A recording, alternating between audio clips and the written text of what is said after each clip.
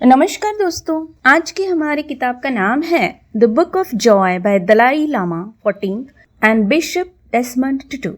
Dalai Lama और Desmond Totu दोनों जागतिक दर्जा के आध्यात्मिक लीडर्स हैं और शांति के लिए उन्हें नोबेल प्राइज भी मिला है।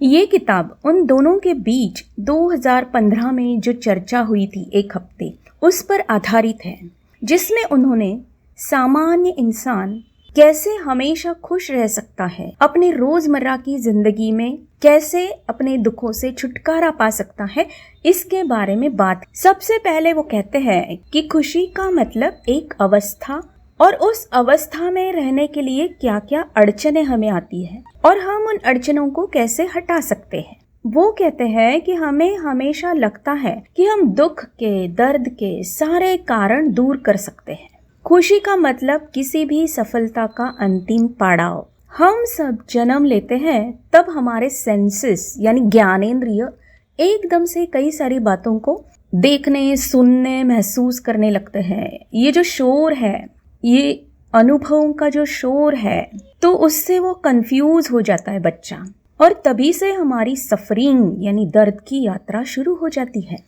और हर दर्द एक कुछ न कुछ लेसन सीखने का जरिया होता है, और अगर हम दर्द से नहीं गुजरते हैं, उसे कभी भी अनुभव नहीं करते हैं, तब हम खुशी को भी महसूस नहीं कर पाते। और दर्द को सहने से हमें एम्पैथी यानी सहवेदना का भी अनुभव होता है। हम औरों के बारे में करुणा का भी अनुभव करते हैं।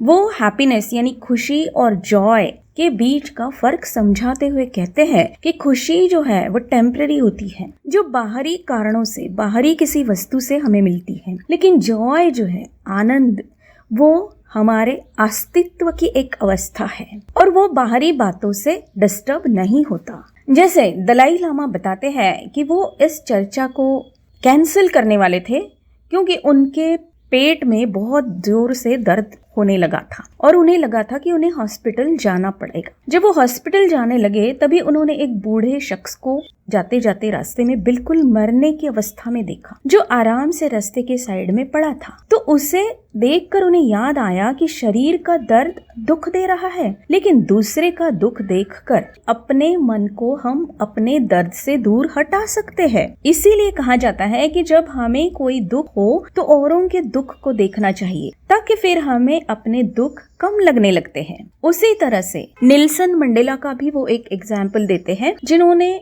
27 साल जेल में गुजारे। वो अफ्रीकन नेशनल कांग्रेस के प्रमुख थे। लोग कहने लगे कि उनके 27 साल जेल में खराब हो गए, लेकिन दलाई लामा कहते हैं कि वो खराब नहीं हुए, बल्कि उन्हें अपने आप को देखने का, सोचने का मौका मिला उन 27 सालों में, और उसके बाद उनकी जिंदगी ही बदल गई। वे उनके शत्रुओं को भी माफ करने के लिए तैयार हो गए।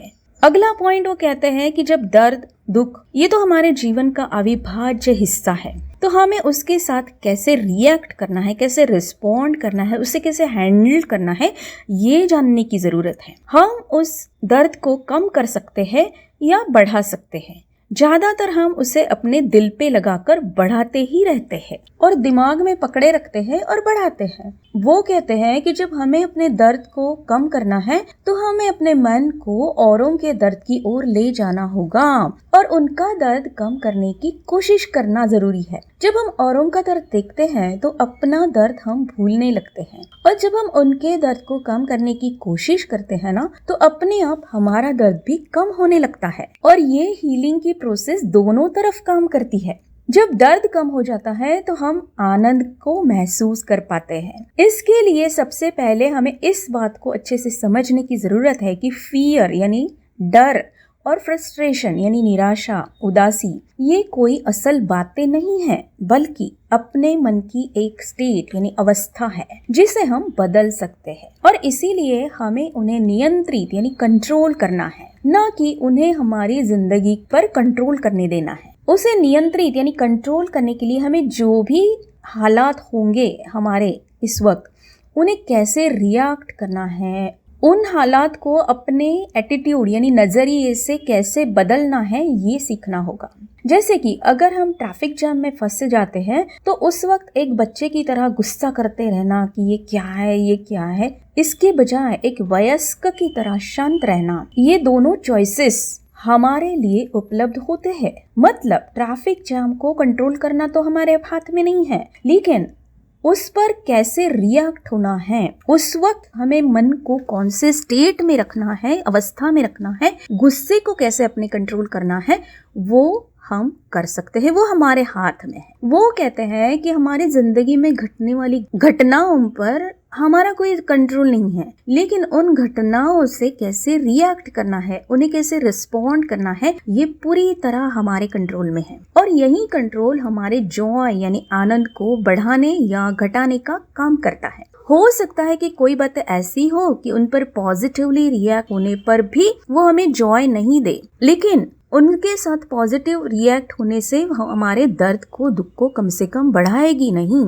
हम उसे पॉजिटिवली जब रिएक्ट करेंगे तो वो हमारे दर्द और दुख को थोड़ा सा कम ही करेंगी। जैसे कि किसी को खोने का दर्द, कोई बिजनेस में नुकसान, घाटा, अगर हम बार बार जो हो गया है उसी को मन में पकड़े रहेंगे तो हम अपने दुख को और दर्द को बढ़ाते ही रहेंगे। और अगर हम खुद को ये समझाते हैं कि जो हो गया सो हो गया, अब आगे बढ़ते हैं, मूव ऑन करते हैं, जो मौजूद है जिंदगी में उस पर ध्यान देना ज्यादा जरूरी है, तो अपने आप हम अपने दर्द को कम करते हैं और अपने जिंदगी का आनंद ले सके। उसी तरह अगर आप मन से स्ट्रॉन्ग है तो अपने आप शरीर भी मजबूत और स्वस्थ हो जाता है। वरना मन कमजोर हो तो छोटा सा वायरस भी आपको गंभीर रूप से बीमार कर सकता है। जितना मन कमजोर होगा उतना आपका दर्द, दुख, बीमारियां, उदासी, गुस्सा, चिड़चिड़ापन बढ़ता जाएगा। जितना आप अपने मन को मजबूत यानी स्ट्रॉन्ग बनाते हैं,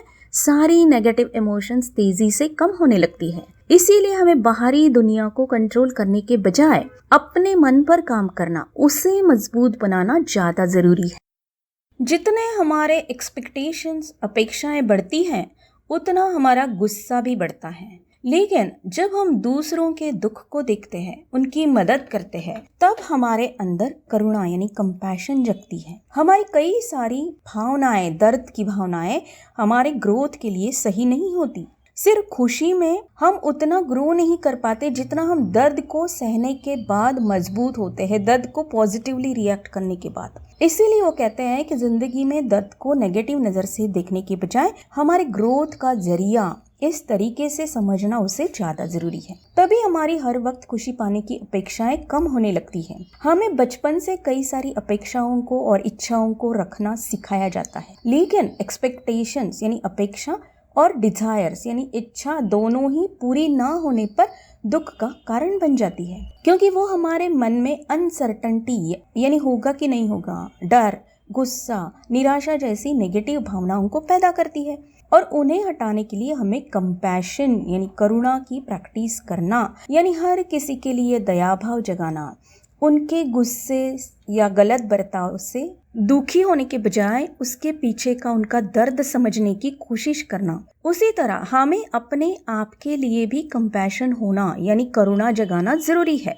अपनी गलतियों के लिए खुद को माफ करना, अपने मन से अपराध बोध को निकालना भी उतना ही जरूरी है। जब हम दुखी होते हैं तो हम ज्यादा एम्पैथी यानी सहवेदना दिला सकते हैं। इसीलिए वो कहते हैं कि जब हमें दुख हो तो हमें औरों के दुख को देखना जरूरी है, जिससे हम उनके लिए आसानी से मन में करुणा जगा सके। अगर हम ऐसा नहीं करते हैं तो हम सिर्फ अपने दुख को बढ़ाते रहते हैं और फिर अकेलापन महसूस करते हैं। अगर हमें इस अकेलेपन से बाहर आना है तो हमें एक्सेप्टेंस यानी जो जैसा है उसे वैसे ही स्वीकार करना सीखना होगा, जिससे हमारा दिल हम बड़ा कर सके और खुला रख सके। अपने आप को, दुनिया को जैसे है वैसे स्वीकार करने से हमारी ज्यादातर अपेक्षाएं कम हो जाती है, और जैसे हमारी मन की स्थिति होती है उसी तरह हमारी बाहरी दुनिया हमें दिखाई देती है। आज ज़्यादातर लोगों की समस्या ये है कि वो अकेलेपन से जूझ रहे हैं, अकेलापन महसूस कर रहे हैं, और इसकी वजह ये है कि वो अपने आप को औरों से अलग मानते हैं। वो अपने दिल को, अपने आप को अपने तक ही सिकुड़ लेते हैं। लेकिन जैसे ही हम औरों के साथ प्यार और करुणा दिखाते हैं, हमें अकेलापन महसूस ही नहीं होता, क्योंकि जो भी मिलता है हम उसके साथ प्यार से, दयालुता से पेश आते हैं, और वही बातें फिर लौट कर हमारे पास आती है। चाहे वो उस व्यक्ति से नहीं, लेकिन किसी न किसी के द्वारा हम वही सब कुछ पाते हैं जो हमने औरों को दिया है। इसीलिए अगर हम अकेलेपन को महसूस करते हैं तो हमें तुरंत उससे बाहर निकालने का प्रयास करना चाहिए, क्योंकि अकेलापन हमारे मन में कई सारी नेगेटिव भावनाओं को, नेगेटिव सेल्फ टॉक को लेकर आता है, जो हमारे स्वास्थ्य के साथ साथ जिंदगी पर भी बुरा असर करती है। कोलंबिया यूनिवर्सिटी का एक रिसर्च बताता है कि जिन लोगों में हार्ट प्रॉब्लम्स ज्यादा पाए गए हैं, वो हम के बजाय मैं का अपनी बातों में ज्यादा उपयोग करते हैं। और एक बहुत ही इम्पोर्टेंट बात को वो कहते हैं कि मृत्यु के सत्य को जितना आसानी से स्वीकार कर सको, उतना ही आपका आनंद बढ़ता है, क्योंकि हमें एहसास होने लगता है कि जब सब एक दिन खत्म ही होने वाला है, तो क्यों ना हम खुशी से जितना हो सके वक्त बिताए। दूसरी बात वो कहते हैं कि एनडी यानी नियर डेथ एक्सपीरियंस को जब आप अनुभव करते हैं, तो आपको इस जीवन का महत्व और खुशी से जीने की वैल्यू समझ में आ जाती है। डेसमंड टुटू अपने बचपन का अनुभव बताते हैं कि जब वो टीबी के कारण बचपन में मरते मरते बच गए थे, तो उन्हें एहसास हुआ कि ये जीवन कितना महत्वपूर्ण है और इससे व्यर्थ नहीं गंवाना चाहिए। कई बार ये भी देखा गया है कि जब इंसान किसी बीमारी से जूझता है और उसे पता चलता है कि उसका आखिरी वक्त ज्यादा दूर नहीं है, तो चाहे जिंदगी पर उदास रहा हो, लेकिन आखिरी वक्त वो खुश रहने लगता है। मतलब मृत्यु के सच का स्वीकार और जिंदगी के महत्व को जानना हमें खुश रहना सिखाते हैं। अगर हम डर के जीते हैं ना, तो अपने आप को औरों से अलग, विशेष समझने लगते हैं, तो हम भावनिक स्तर पर भी औरों से कट जाते हैं और अपने आप को अकेले समझने लगते हैं, जो कि हमारे अकेलेपन की भावना को बढ़ाता है। इसके बजाय हमें ये समझना जरूरी है कि हम सब इंसान हैं, और जैसे अलग अलग तरह के फल या फूल होते हैं, हम भी सब थोड़े थोड़े अलग हैं, लेकिन अलग होने से कोई छोटा या बड़ा नहीं हो जाता। इसलिए हमें इंसानियत से हर किसी के साथ पेश आना जरूरी है, और फिर हमारी औरों से तुलना करना, औरों से वैलिडेशन की अपेक्षा रखना सब बंद हो जाता है। हमारा मन धीरे धीरे शांत होने लगता है, वरना हम अपनी चिंताओं को, एंजाइटी को बढ़ाते रहते हैं। सबको एक जैसा समझने से हमें ये भी पता चलता है कि हमारे जो प्रॉब्लम्स है वो यूनिक नहीं है, बाकी कई सारे लोग भी इन्हीं प्रॉब्लम से जूझ रहे हैं, और ये सोच हमारी अकड़ को, हमारे बड़प्पन को भुला देती है, और हम अपने आप को औरों जैसे ही समझने लगते हैं। फिर हमें औरों को मदद करना या औरों की मदद लेना आसान लगने लगता है। उसी तरह ह्यूमर और एक्सेप्टेंस यानी विनोद और स्वीकार भी हमारी जिंदगी में खुशी को बढ़ाते हैं। ह्यूमर का मतलब औरों के साथ अपने आप पर भी हंसना, जिसके लिए गालिब का एक शेर है। जब गालिब बीमार थे तो उन्हें किसी ऐसे इंसान ने जो उन्हें बिल्कुल नहीं चाहता था, जानबूझकर पूछ लिया उन्हें चिढ़ाने के लिए कि और गालिब बताओ कैसे हो। तो गालिब ने उन्हें ये शेर सुनाया कि जिंदगी में गम है, जिंदगी में गम है, गम में दर्द है, गम में दर्द है, दर्द में मजा है और मजे में हम है। अगर ये शेर हम समझ जाते हैं ना, तो हमें भी पता चलेगा कि दर्द को भी कैसे मजे से सहना है। ह्यूमर यानी विनोद हमें सख्त से सख्त वक्त को भी आसानी से एक्सेप्ट करना, स्वीकारना सिखाता है, उसकी ताकत देता है। उसी तरह वो फॉरगिवनेस और ग्रैटिट्यूड की भी बात करते हैं। जब हम कृतज्ञ होते हैं, यानी जो भी हमें मिला है उसका धन्यवाद करते हैं, उसे थैंक यू कहते हैं, तो अपने आप हमारा डर भी खत्म होने लगता है। और डर नहीं होता है तो हम वायलेंट यानी हिंसक नहीं होते। कृतज्ञता हमें अपनी बातें साझा करना सिखाती है, क्योंकि वो हमें बताती है कि किसी के साथ साझा करने से, शेयर करने से हमारा कुछ भी कम नहीं होने वाला, क्योंकि यहाँ पर सबके लिए बहुत कुछ उपलब्ध है। और ये ग्रेटफुलनेस यानी कृतज्ञ होना हमारे मन में शांति बनाए रखता है, जो हमें आनंद का एहसास दिलाता है। फॉरगिवनेस यानी माफ करने से हम औरों पर कोई एहसान नहीं करते, बल्कि अपने अंदर की नाराजगी, गुस्सा, नफरत को आसानी से दूर करते हैं।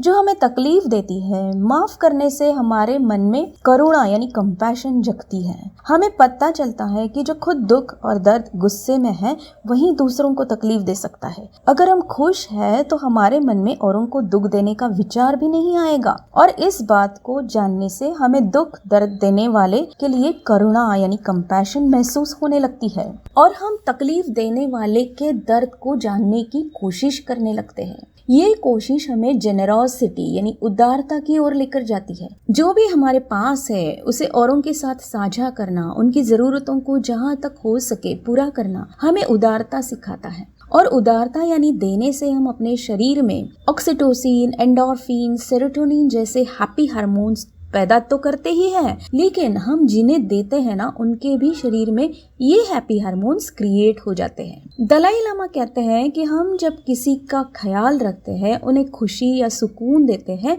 उनके लिए करुणा, दया दिखाते हैं, उससे हमें जो भी आनंद मिलता है, जो जॉय मिलता है ना, वो किसी भी और तरीके से, किसी भी कीमत पर नहीं मिल सकता। हमारी जिंदगी हमारे सामने क्या लेकर आएगी, इस पर हमारा कंट्रोल नहीं है, लेकिन हम उसे कैसे रिएक्ट करें, कैसे रिस्पॉन्ड करें, किस नजरिए से, एटीट्यूड से देखें, इस पर हमारा पूरा कंट्रोल है। और यही एटीट्यूड हमें जॉय यानी आनंद दिलाने का काम करता है। तो चलिए दोस्तों, जो जो बातें इन दोनों आध्यात्मिक लीडर्स ने बताई है, हम उन्हें अपनी जिंदगी में लाने की कोशिश करते हैं, ताकि हमारे दुख दर्द को हम कम कर सके, औरों की मदद कर सके, और अपनी खुशी को हमेशा आनंद में बदलते रहे, जो कि हमेशा टिका रहे हमारी जिंदगी में। तो चलिए दोस्तों, हमेशा की तरह अगर आपको ये वीडियो अच्छा लगा है तो अपने नियर एंड डियर वंस के साथ शेयर कीजिए, इसे लाइक कीजिए, और अगर आपके मन में कोई बुक के समरी सुनने की इच्छा हो तो मुझे कमेंट्स में ज़रूर लिखकर बताइएगा। और भी अगर आपको कुछ कहना है तो आप कमेंट्स में ज़रूर लिखिएगा। आपके कमेंट्स का बहुत बहुत स्वागत है। मुझे बड़ी खुशी होती है आपके कमेंट्स पढ़ने में और उन्हें जवाब देने में। धन्यवाद।